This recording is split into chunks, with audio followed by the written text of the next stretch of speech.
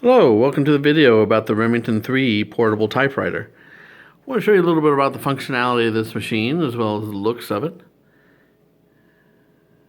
And you can take a look at the styling here. You can see the Remington emblem on front, and that does cover the keys, which is kind of a nice styling addition. Under here, you can see that this was serviced at some point in Muncie, Indiana. C.F. Thomas was the manager at the time. Kind of interesting. This machine dates from 1931. This is a Remington number 3 portable. And just to show you some of the close-ups here. A little paint loss there in front, as you might expect, where the hands would rest. Perfectly normal. The keys themselves are all in great shape. Actually, when you type, none of them stick, which is an added bonus. They are round glass keys. And if we take a look at the back here, you can see the Remington emblem on the back as well. Remington made in USA. Pretty nice shape.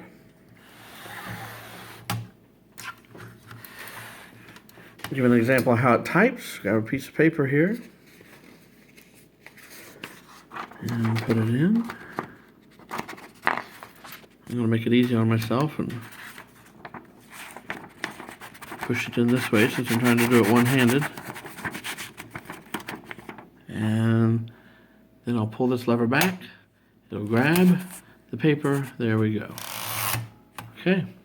And I'll show you how this types.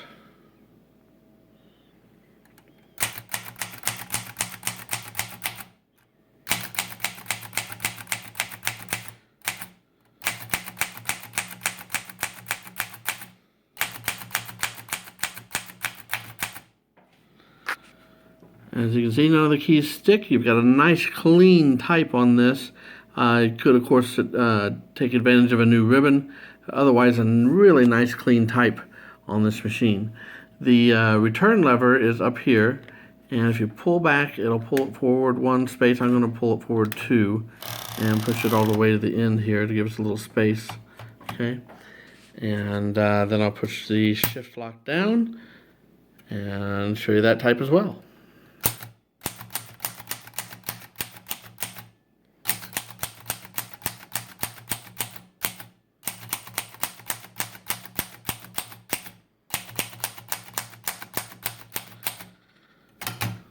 Okay.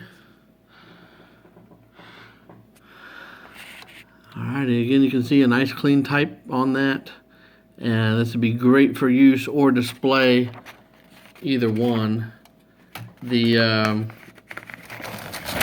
functions all appear to work. This turns, it does push in. It's a little hard to push in. It's a two-handed operation for me to hold it on the other side and push on this side for storage, but you pull it out to operate the machine. You've got the release lever here, nice and smooth operation, and the cover does not come off. It is screwed on, so it doesn't lift up or anything. There's a little bit of finish loss up here. I'm not sure where that's from. Unless they would, where it would be from pushing the return up here. It's the only thing I can figure where that would rub off. Otherwise, the machine's in great shape. The decals look very nice. The keys are in awesome shape. As I say, none of the keys stick when you type, which is very nice. Everything's intact.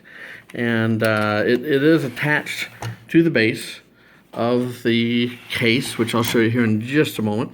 I just want to show you the inner workings, and so you can get a better idea of what's inside here. Again, I could use a little cleaning.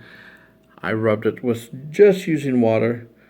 You can see the patent information in there. I simply use water on these because I don't like to use any harsh chemicals. I leave that up to you as to what chemicals you might want to use on them to clean them up. Now, if we go around here, the serial number that I got to tell that this was from 1931 is actually kind of hard to see. It's on the back where the keys go, right back there. And if you can't read it, that's fine. At least you know where to look when you get it home. It's right behind the keys. And the serial number is in the listing and does date it to 31. Okay, I'm going to show you the cover. And that's this. Nice solid shape. The inside has a compartment that opens up and closes. And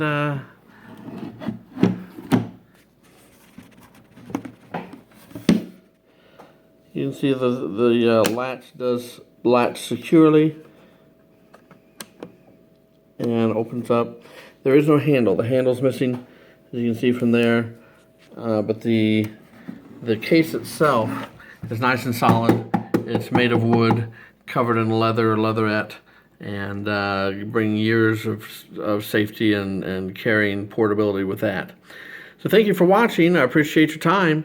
Talk to you soon.